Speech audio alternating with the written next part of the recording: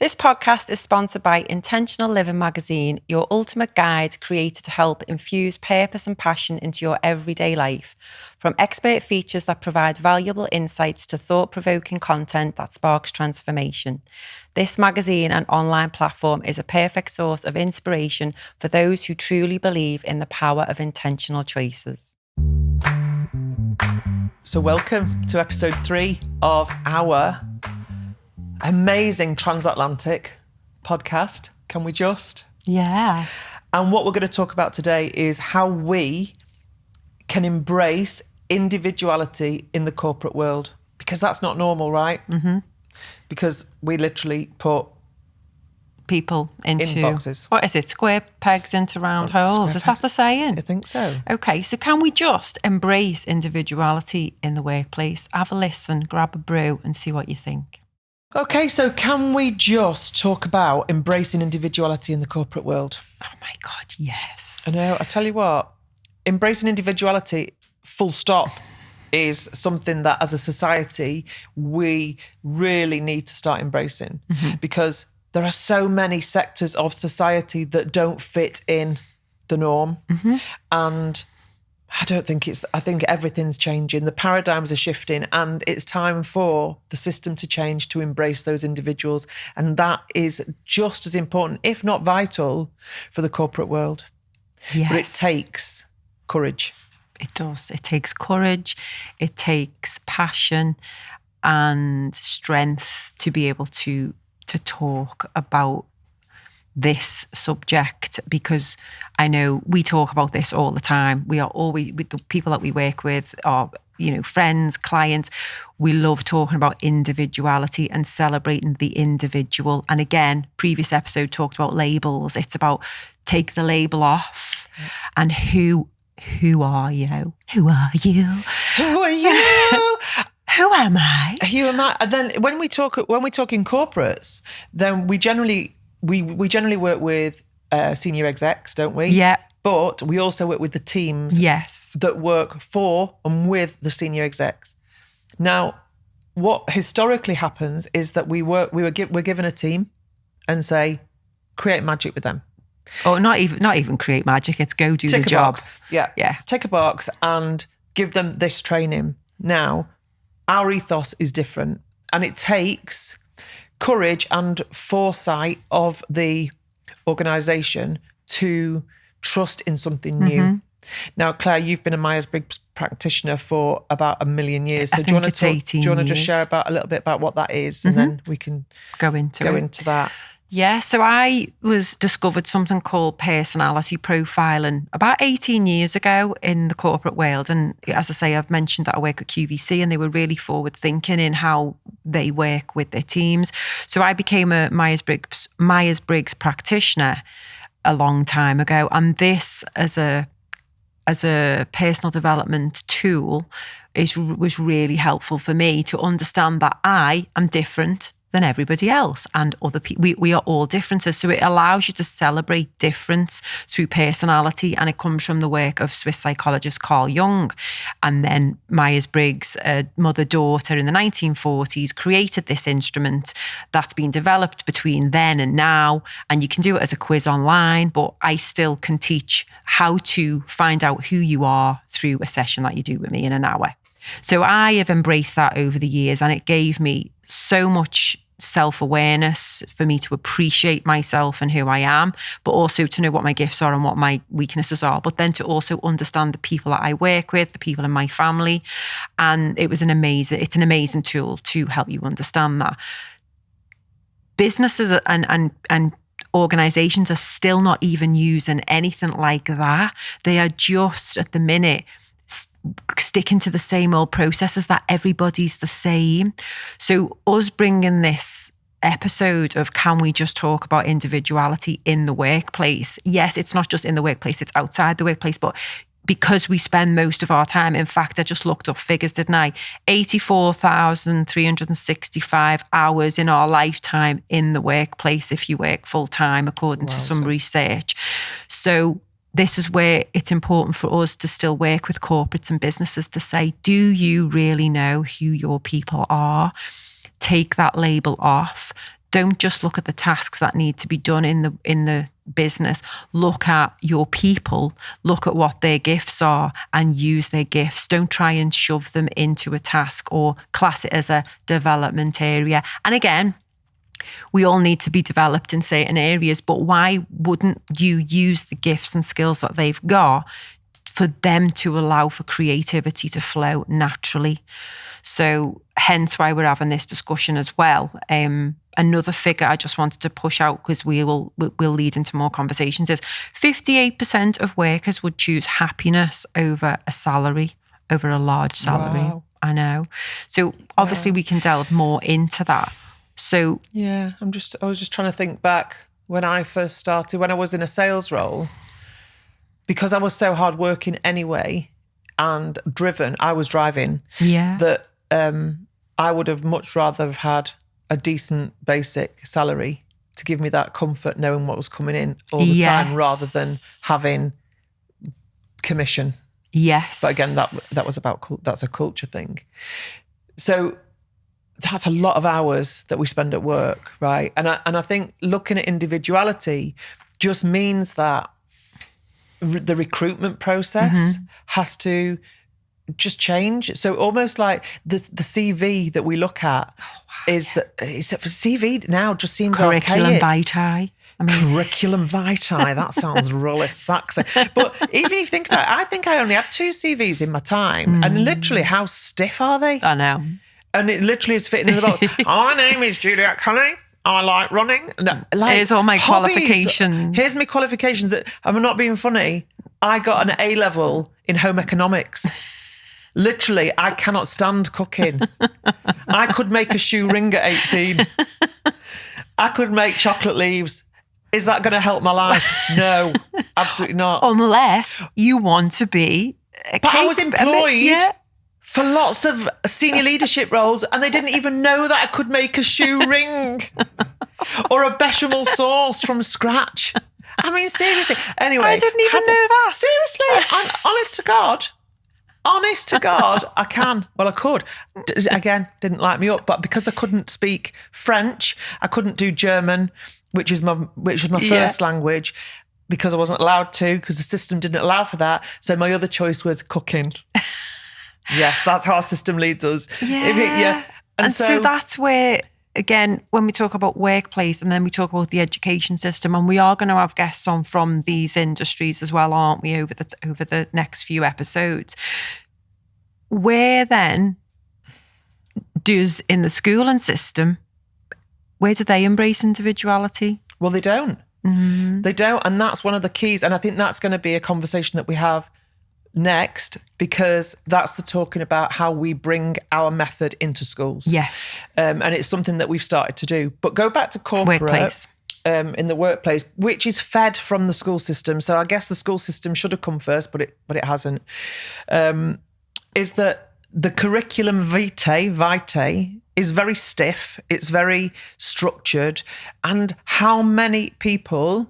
I mean, we've met a couple of people this morning that don't fit into that system. Mm-hmm. You know, just because you don't pass the exams on whether you can make a shoe ring or a bechamel sauce doesn't mean you're not valuable as who you are as an individual.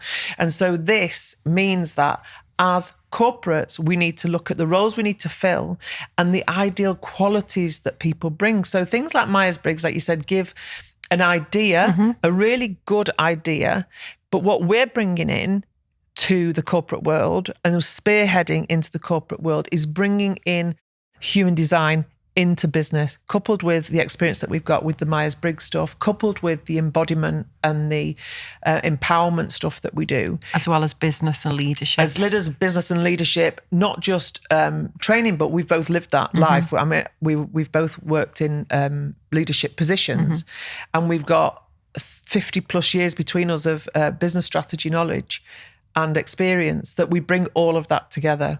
And when we start to really give these individuals within business the time, the space and freedom, getting it in there, the space and freedom, which is what people say to us, what do you want from life? Space and freedom.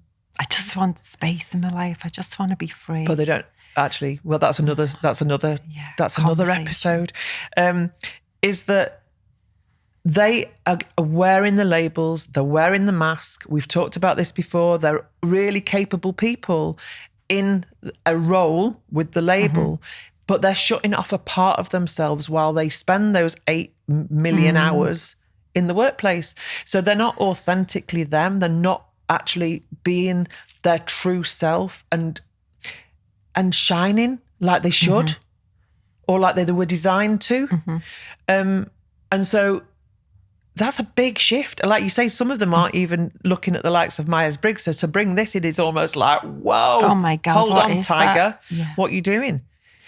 But where we have started working with corporates, with our system, with this new, relatively new age knowledge, it's new age, newfound. But it's backed up with lots of ancient principles and Carl Jung's work and astrology and quantum physics and all of the stuff that we bring in, is that we can really, really help organizations bring out the very best in their people.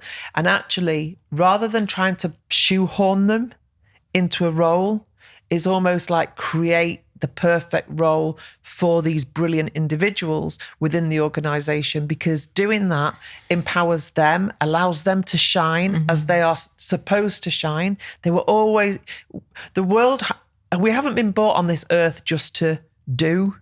We've been here, we've been brought to this earth to be and to experience all that life has to experience.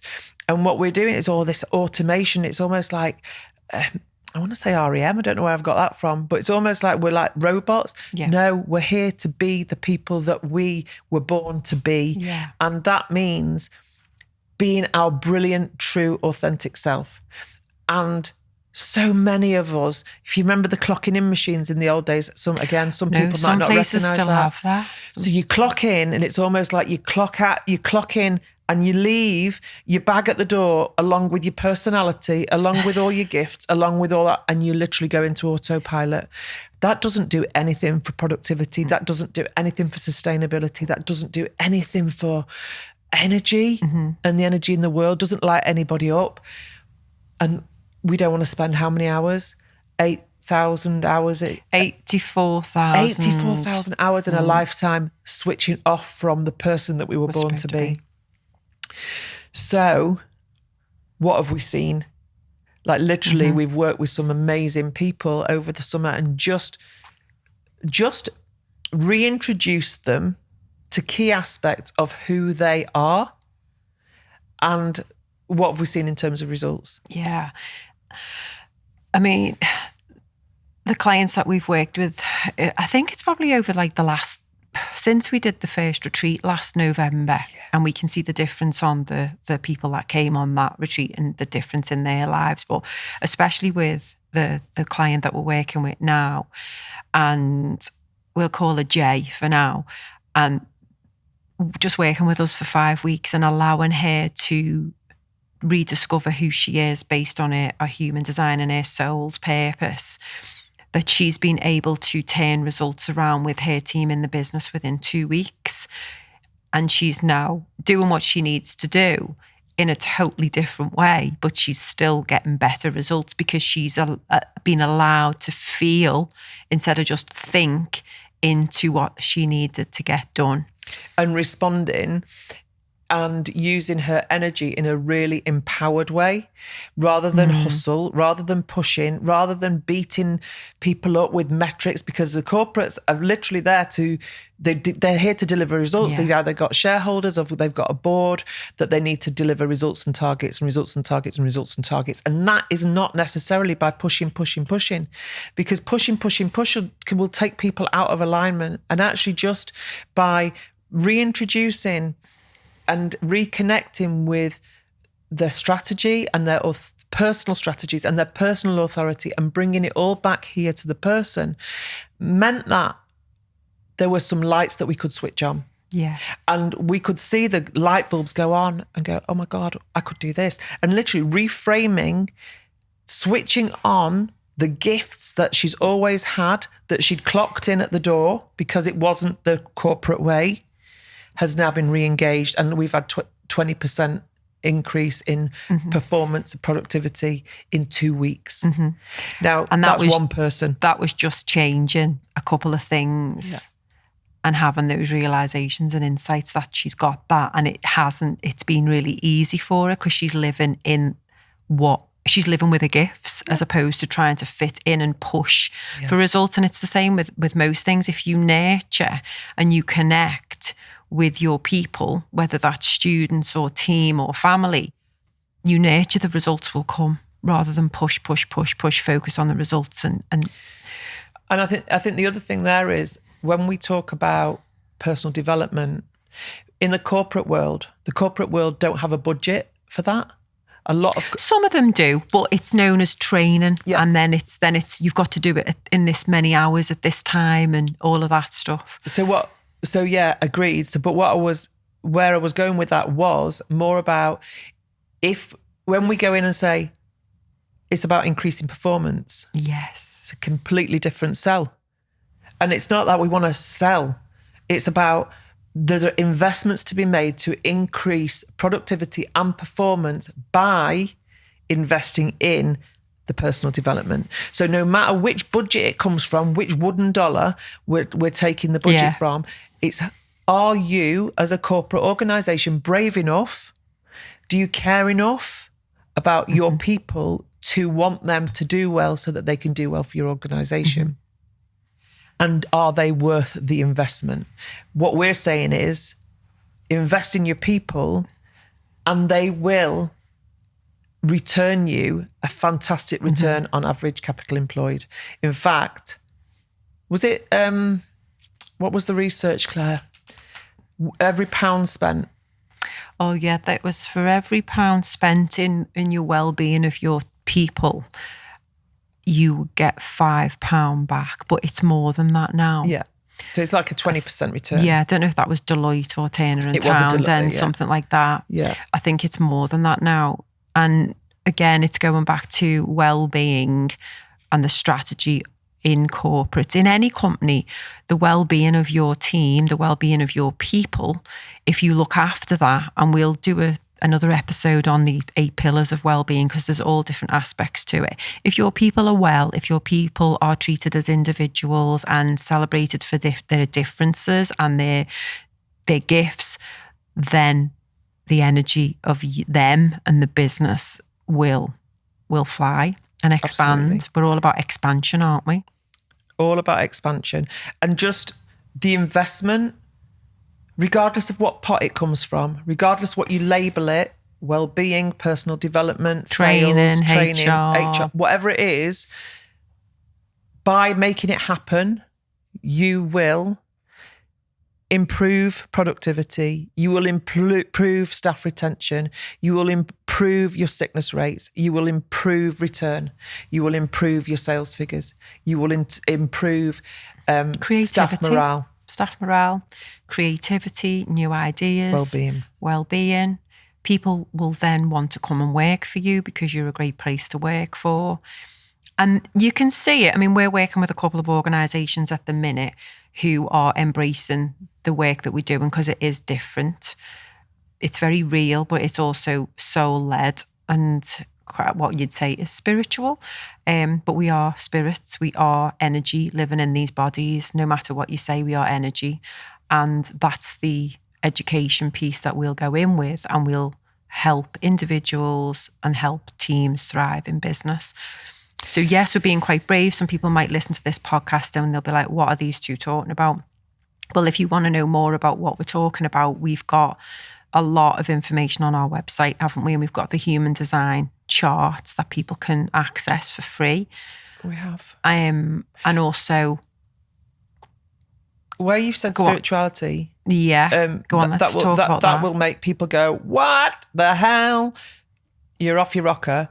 Every single bit of the work that we do is science-backed. Yes. So for the people that need the label to say science and proof, we have all of that. It is well documented. All of the scientific proof, we have it all. And the work that we do with helping people get well from chronic illness, it's the same process. But this bit's just got focused on business strategy as well, but down to the individual. So anyone that wants to be brave enough to spearhead, to take their productivity, to take their performance to a whole new level, then what we would say is invest in your team, invest in the individuals within your team, free them from the monotony of fitting into a box, allow them to bring their brilliance through the front door every day so that your clients can see their brilliance, because it's those people that are representing your organisation. And if your organisation is there to shine, then investing in them is a no-brainer. So if you want to know any more about that, you can have a look on our website, which is at www.spaceandfreedom.com. And we have a whole section on it called Creating the Revolution in Corporate. Oh, that's the article, isn't it? And then we've got a corporate section. And again, it doesn't have to be with us. I mean, it'd be great if it was with us. We love to educate. Just think about your people as human beings and as individuals, and get to know them, get what makes them tick, get their passion and purpose. And if you really want to get to know them, come and see us and we can help you unleash your team. Unleash the magic in your team. Yeah. So thank you for listening. I hope that's been helpful. And it's love and light from me. And it's ta-ra from me.